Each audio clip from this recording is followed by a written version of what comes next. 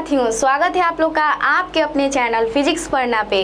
उम्मीद करती हूँ कि आप लोग बहुत ज़्यादा मस्त होंगे और आपकी जो पढ़ाई है वो तो बहुत ही ज़्यादा एकदम मस्त तरीके से चल रही होगी। तो आज का जो हमारा क्लास है इसमें हम लोग अध्ययन करने वाले हैं गोधुली भाग 2 का काव्य खंड चैप्टर नंबर 1, जिसका नाम है राम नाम बिनु बिरथे जगी जन्मा का संपूर्ण हिंदी व्याख्या। यानी कि आज के इस क्लास में हम लोग इसका हिंदी में व्याख्या जानेंगे। ठीक है, किस चैप्टर का? तो राम नाम बिनु बिरथे जगी जन्मा का, है ना। तो चलिए अब क्लास को बिना देर किए इसको आगे की ओर बढ़ाते हैं। ठीक है, तो आइए देखते हैं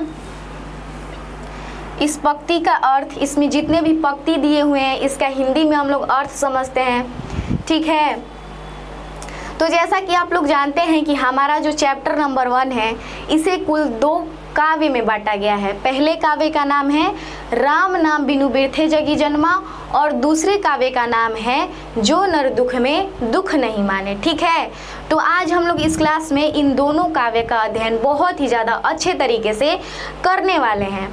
ठीक है, और सबसे पहले हम लोग किस काव्य का अध्ययन करेंगे? तो हम लोग आज इस क्लास में सबसे पहले काव्य नंबर 1 जिसका नाम है राम नाम बिनु बिरथे जगी जन्मा का अध्ययन करेंगे, है ना। तो आइए देखते हैं कि आखिर इस पंक्ति का भाई अर्थ क्या हो रहा है। तो यहाँ पे देखिए प्रथम पंक्ति दिया गया है, तो इसका चलिए अब हम लोग अर्थ समझते हैं। तो यहाँ पे है राम नाम बिनु बिरथे जगी जन्मा, यानी कि कहा गया है कि जो व्यक्ति इस संसार में राम का नाम नहीं लेता है उसका जीवन जीना क्या है? तो व्यर्थ है। यानी कि राम नाम के बिना इस जगत में जन्म लेना व्यर्थ है। ठीक है, बिखू खावे बिखू बोले बिनु नावे नीफलू माटी भ्रमना। कहा गया है कि जो व्यक्ति राम का नाम नहीं लेता है उसका इस जगत में जीना व्यर्थ है। और वो बिखू, यानी कि बिखू का अर्थ होता है विष। क्या होता है? तो विष होता है। विष यानी कि जहर। ठीक है, विष यानी कि जहर, यानी कि वो व्यक्ति विष के समान बोलता है, विष खाता भी है और बिना मतलब के इस माटी पे यानी कि इस धरती पे भ्रमित करता रहता है, घूमता रहता है। ठीक है, यानी कि इस पंक्ति का अर्थ हुआ कि जो व्यक्ति राम का नाम नहीं लेता है उसका इस जगत में जीना व्यर्थ है और वो विष खाता है, यानी कि विष खाता है, विष के समान बोलता है और बिना किसी मतलब के इधर उधर इस संसार में भटकते रहता है। क्लियर? पहला हम लोगों का क्लियर हो गया। अब चलिए अगला पंक्ति देखते हैं। अगला देखिए, अगला है पुस्तक पाठ व्याकरण बखाड़ो संधिया करम निकाल करो। यानी कि कहा गया है कि जो व्यक्ति पुस्तक पढ़ता है, व्याकरण पढ़ता है, क्या करता है जी? पुस्तक पढ़ता है, व्याकरण पढ़ता है। ठीक है, और शाम के समय पूजा पाठ करता है, दिया जलाता है, ये सब बेकार है। क्या है जी? सब बेकार है। बिनु गुरु शब्द मुक्ति कहाँ प्राणी राम नाम बिनु अरुझी मरो। यानी कि कहा गया है कि जो व्यक्ति इस संसार में क्या करता है? किताब पढ़ता है, अनेकों किताबें पढ़ता है, अनेकों व्याकरण की चीज़ें पढ़ता है। ठीक है, और शाम के वक्त पूजा पाठ करता है, एकदम पूजा पाठ में विलीन रहता है। ठीक है, परंतु उसका मुक्ति तब तक नहीं हो सकता है। कहा गया है कि उसका मुक्ति तब तक नहीं हो सकता है जब तक वो किस चीज़ का जाप नहीं करता है? तो गुरु शब्द का जाप, यानी कि गुरु शब्द यानी कि गुरु का जब तक वो नाम नहीं लेता है तब तक वो प्राणी क्या है जी? अरुझी मरे, यानी कि उलझ के मर जाता है। ठीक है, यानी कि इसमें सिंपली कहा गया है कि आप अनेकों किताबें पढ़ लीजिए, अनेकों व्याकरण पढ़ लीजिए, शाम के समय पूजा पाठ कर लीजिए, लेकिन ये सब बेकार है जब तक आप क्या नहीं करते हैं, गुरु शब्द का उच्चारण नहीं करते हैं। अगर आप उच्चारण नहीं करते हैं गुरु शब्द का तो आप इस संसार में उलझ के मर जाते हैं, ठीक है, यानी कि वो व्यक्ति मर जाता है उलझ के। क्लियर? ये भी पंक्ति अब हम लोग देख लिए। अब अगला पंक्ति की ओर चलते हैं।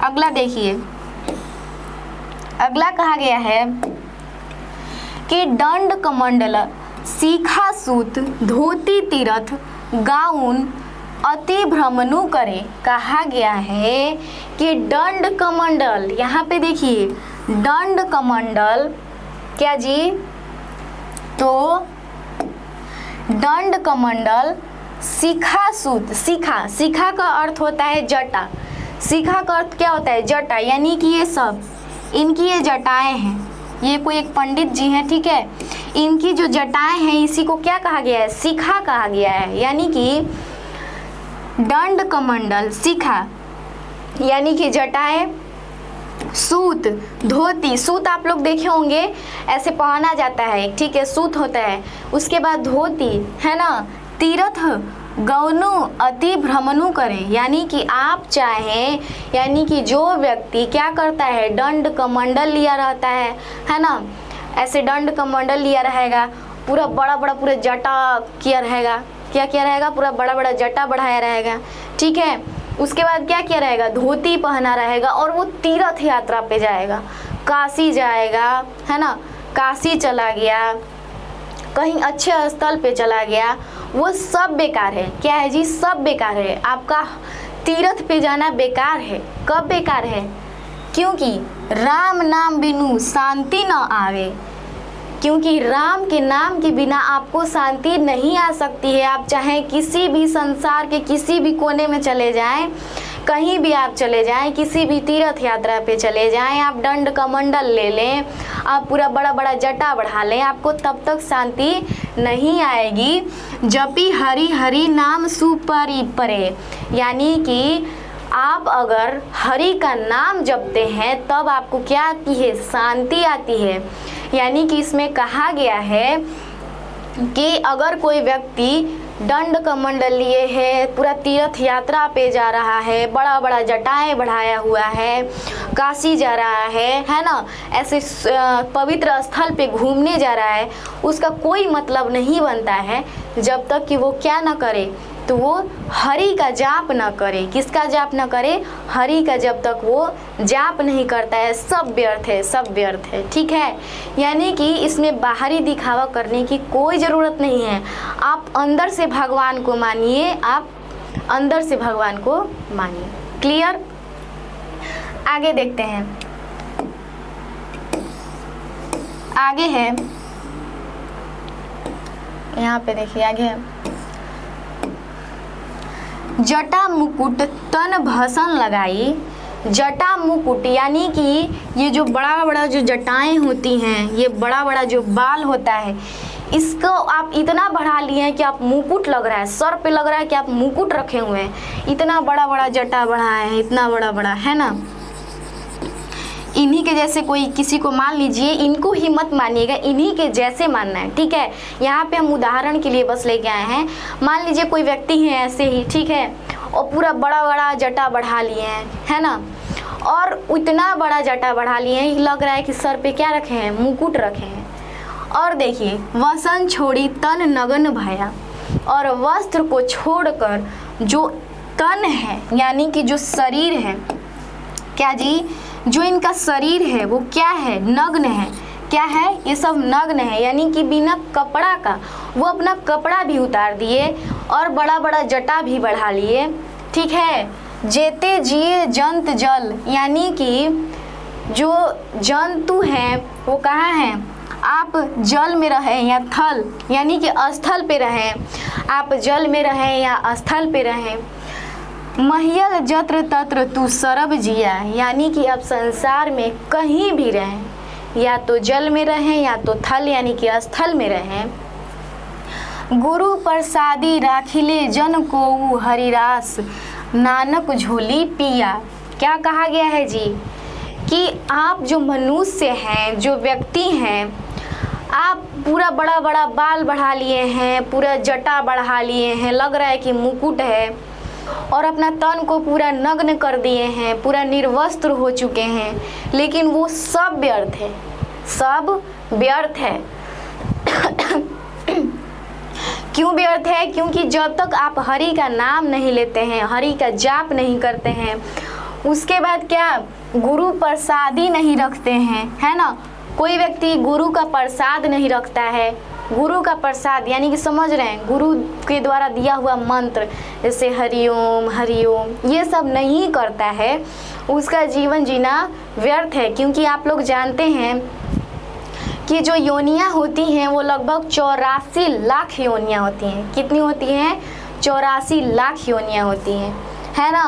और मुक्ति का अर्थ होता है कि अगर कोई व्यक्ति जन्म लिया है यहाँ पे, तो वो मुक्ति का अर्थ ये हुआ कि अब दोबारा इस पृथ्वी पे कभी जन्म ना ले, वही मुक्ति होता है।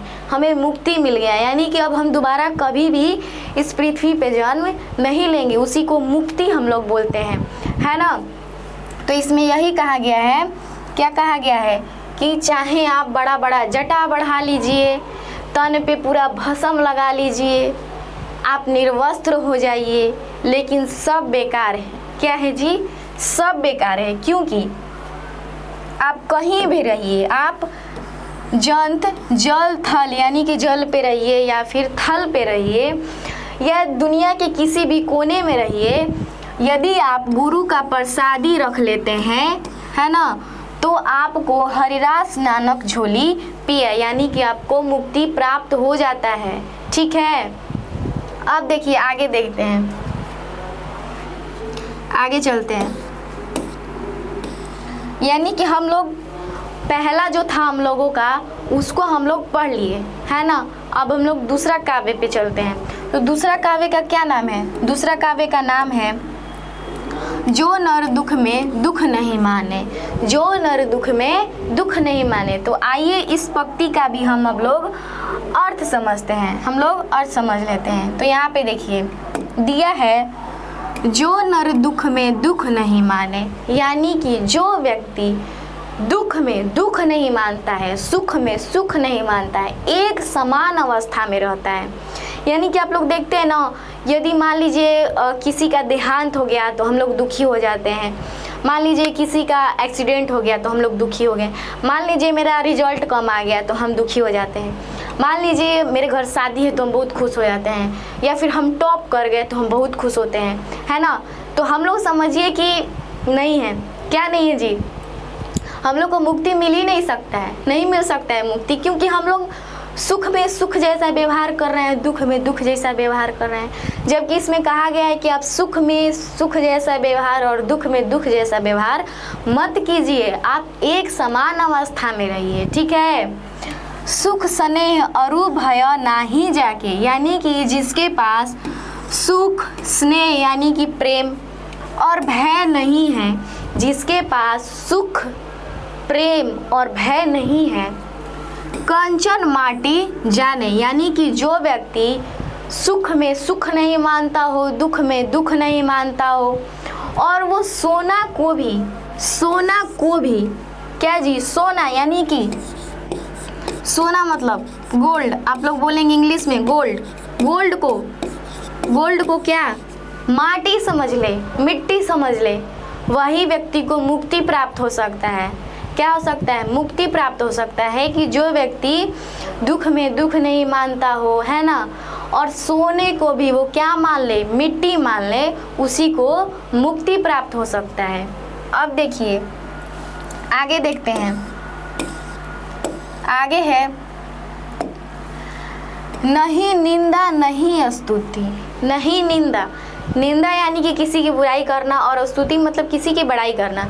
ना ही निंदा ना ही स्तुति, ना ही बुराई ना ही बड़ाई जाके लोभ मोह अभिमाना, और ना ही किसी के पास लोभ हो और ना ही किसी चीज़ को लेके अभिमान हो, है ना।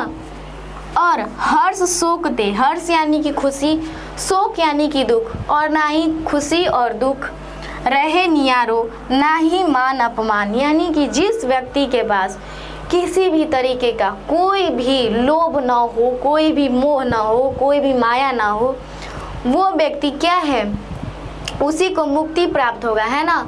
अब समझ सकते हैं आप लोग कि हम लोग के पास तो बहुत ज़्यादा लोभ है भाई, कि चलिए यहाँ पे जा रहे हैं, यहाँ पे पैसा मिलेगा, है ना। लोभ है एक प्रकार का, स्नेह भी है कि हम किसी से, छोटे बच्चे से प्रेम करते हैं, एक प्रकार का स्नेह है ना। फिर उसके बाद क्या है, अभिमान भी है कि किसी किसी को लगता है कि अरे मेरे पास इतना सारा पैसा है, बहुत मेरे में अभिमान है, यानी कि वो घमंडी व्यक्ति होता है। तो आप लोग समझ सकते हैं कि मुक्ति किसको मिलेगा। इसमें कहा गया है कि मुक्ति उसी व्यक्ति को मिल सकता है जिस व्यक्ति के पास न ही किसी प्रकार का लोभ हो, न ही किसी प्रकार का अभिमान हो, और न ही क्या हो, निंदा हो, स्तुति हो, सुख हो, दुख हो। उसी व्यक्ति को इस संसार में मुक्ति की प्राप्ति हो सकती है, ठीक है। जैसे कि साधु संत होते हैं, आप लोग देखे होंगे, जो साधु संत होते हैं वो काफ़ी एकदम शांत स्वभाव के होते हैं, देखे हैं ना, बहुत शांत स्वभाव के होते हैं। ना ही उनको दुख होता है किसी चीज़ का, ना ही सुख होता है, बस हर बात पे ओम ओम ओम करते रहते हैं, ठीक है। तो उनके पास किसी भी चीज़ का लोभ मोह माया नहीं होता है। वो किस चीज़ की प्राप्ति के लिए सब करते हैं, तो मुक्ति की प्राप्ति के लिए करते हैं। अब देखिए आगे देखते हैं, आगे है आशा मनसा सकल त्यागी कै जगते रहे निराशा। यानी कि आशा, किसी से हम आशा किए हैं, किसी से हम मनसा लगाए हुए हैं कि वो व्यक्ति मेरा काम कर देगा, है ना। आशा हो गया, मनसा हो गया, सब त्याग दे, ठीक है। जगते रहे निराशा, और जग से किसी भी प्रकार का उसको आशा ना हो, निराशा ना हो, कोई क्या कर रहा है क्या नहीं कर रहा है, नो प्रॉब्लम नो टेंशन, ऐसा कुछ ना हो। काम क्रोध ना हो, जिस व्यक्ति के पास कामना ना हो, किसी चीज़ को पाने की चाहत ना हो, क्रोध यानी कि गुस्सा ना हो जिस व्यक्ति के पास, जेहि पर से नाहिन तेहि घट ब्रह्म निवासा। और जिस व्यक्ति के पास ये सब चीज़ें नहीं हैं, उसी के अंदर ब्रह्म निवास करते हैं, यानी कि खुद स्वयं ब्रह्मा जी निवास करते हैं। किस व्यक्ति के पास, तो जिस व्यक्ति के पास किसी भी प्रकार का न लोभ हो, न मोह हो, न माया हो, ठीक है, ना किसी से आशा हो किसी चीज़ की, ना मनसा हो, न किसी चीज़ की कामना हो, न किसी चीज़ का क्रोध हो, उसी व्यक्ति के अंदर क्या होता है, तो ब्रह्म निवास करते हैं। क्लियर। अब देखिए आगे है, और ये लास्ट है, लास्ट पंक्ति है, ठीक है। तो देखिए, गुरु कृपा जेहि नर पे किन्हीं तिह यह जुगति पिछानी। क्या कहा गया है जी, कि गुरु कृपा जेहि नर पे किन्हीं तिन्ह यह जुगति पिछानी। नानक लीन भयो गोविंद सो ज्यो पानी संग पानी। कहा गया है कि गुरु नानक इस प्रकार भगवान में विलीन हुए, गुरु नानक जी इस प्रकार भगवान में विलीन हुए, गोविंद जी में यानी कि श्री कृष्ण में विलीन हुए, जिस प्रकार पानी को पानी में मिला दिया जाता है। अब आप लोग बोलेंगे ये क्या आप बोल दी, पानी में पानी को मिलाना। ये आप खुद ही सोचिए कि यदि हम पानी में पानी को डाल देते हैं तो समझ में आएगा कि मतलब 2 गिलास में पानी था और उसको हम मिला दिए हैं और आधा इस गिलास का पानी है आधा इस गिलास का पानी है, नहीं समझ में आएगा, ठीक है। यानी कि यदि पानी में पानी मिल जाता है तो नहीं समझ में आता है। ठीक उसी प्रकार जो गोविंद जी हैं उनमें गुरु नानक जी इस प्रकार विलीन हो गए थे कि जिस प्रकार पानी में यदि पानी को मिला दिया जाए तो वो समझ में नहीं आता है, ठीक है। क्लियर। यानी कि हम लोग जो है ना, हम लोग पूरा आज का जो फर्स्ट चैप्टर है इसको हम लोग कंप्लीट कर दिए हैं, ठीक है। यानी कि हम लोग संपूर्ण हिंदी का अर्थ जान चुके हैं और अगले क्लास में हम लोग क्या करेंगे तो इसका ऑब्जेक्टिव करेंगे, उसके बाद सब्जेक्टिव क्वेश्चन करेंगे, ठीक है। और आपके एग्ज़ाम से ये जो चैप्टर है वो बहुत ही ज़्यादा VVI है, तो इसे आप लोग हल्के में बिल्कुल भी मत लीजिएगा, है ना। और यदि कोई पंक्ति समझ में न आई हो पर मुझे तो लगता नहीं है कि ऐसा हुआ होगा। यदि कोई पंक्ति समझ में ना आई हो तो आप लोग कमेंट में लिखिएगा, हम उसका रिप्लाई ज़रूर करेंगे, ठीक है। तो इतना आप लोग समझिए कि इसमें कुल 2 काव्य था। एक काव्य का नाम था राम बिनु बिरथे जगी जन्मा और दूसरे काव्य का नाम था कि जो नर दुख में दुख नहीं माने।